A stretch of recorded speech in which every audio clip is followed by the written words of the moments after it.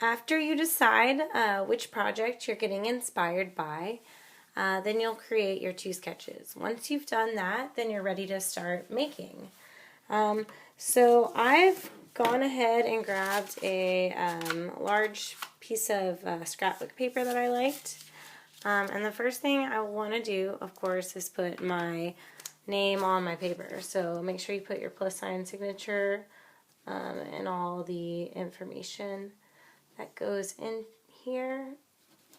So that's your name, your teacher's name, your color group, and your grade number. So once you've done that, which by the way you'll want to use pencil, I'm just using pen so that you can see it on the video. Then you'll want to try to line up your paper, because this is your background where you're going to glue everything on, to the back of your scrapbook paper. Then you want to use your pencil to trace around the edges so that then you can go and cut this out. Remember, when you're cutting, your scissors are always away from you. You're taking your time, you're going nice and slow.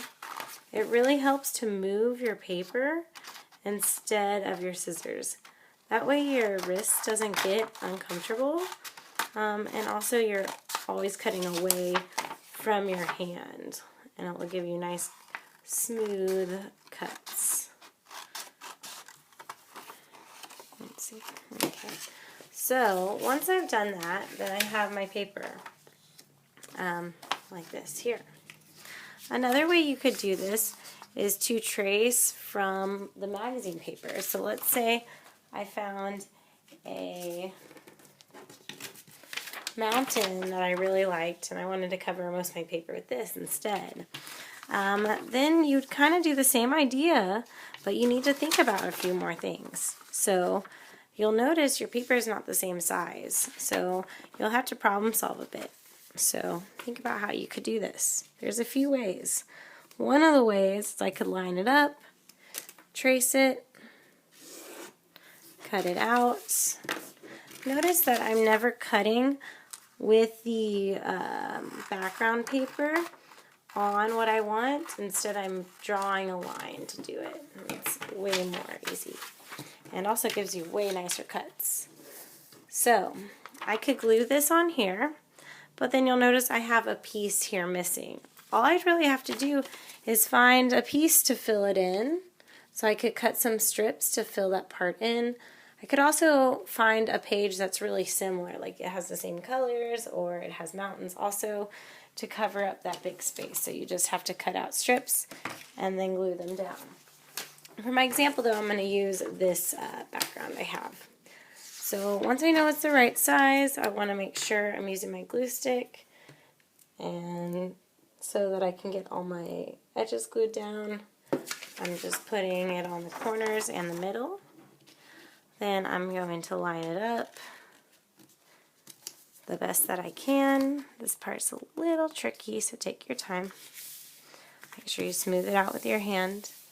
And if it's not perfect, like I said, just go ahead and maybe problem solve and trim down an edge as best you can. Okay, so I'm making a relic and reliquary artwork. So I'm wanting to use this piece of water that I found to cover the bottom. I also wanted some mountains in the background behind the water. And so I found this really cool piece of green grass. On the back I just drew some triangles that I can then cut out with my scissors. Nice and slow, turning my paper, not my scissors. I decided to draw it on the back. That way if I don't cut it out exactly on the lines are actually hidden when I flip it over. So when you're gluing your things down, you need to think about what's furthest away, what's in the background, because that's what you'll want to glue down first. So kind of figure out where you want things to go and how you want them. And then you can start to glue them down.